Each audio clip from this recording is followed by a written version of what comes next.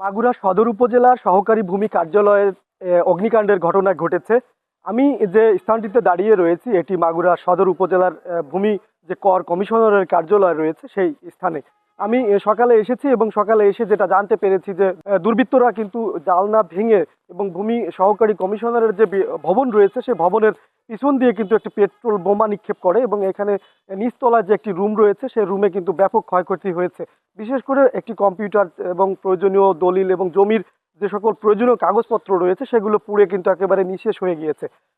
তবে আমি স্থানীয় যে সকল ভূমি কর কমিশনারের কার্যালয়ের কর্মকর্তারা রয়েছেন তাদের সাথে কথা বলেছি। তারা যেটা জানাচ্ছিলেন যে রাত 3:30 এবং 3টার মধ্যে কিন্তু এই অগ্নিকাণ্ডের ঘটনাটি ঘটে এবং তারপর থেকে কিন্তু প্রচণ্ড ধোঁয়া এবং প্রচণ্ড শব্দ হলে কিন্তু তারা এটা জানতে পারেন। পরবর্তীতে তারা যখন এটা আগুন নিয়ন্ত্রণের চেষ্টা করেন এবং সেই সাথে কিন্তু তারা প্রশাসনিক কর্মকর্তা রয়েছেন এবং ফায়ার সার্ভিসের কর্মকর্তারা রয়েছেন, তারাও কিন্তু এই আগুন নিরূপণের চেষ্টা করেন।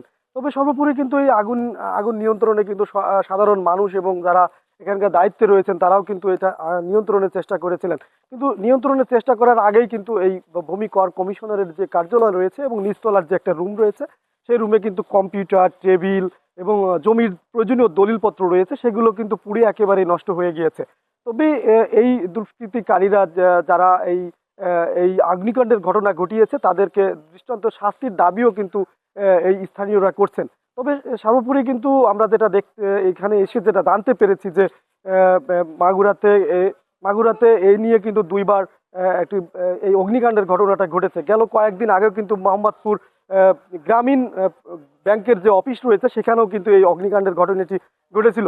সর্বোপরি কিন্তু মাগুরা একেবারে সদর এবং সদর উপজেলার পৌরসভার ভূমি কর অফিসেও কিন্তু এই অগ্নিকাণ্ডের ঘটনাটি কিন্তু ঘটেছে।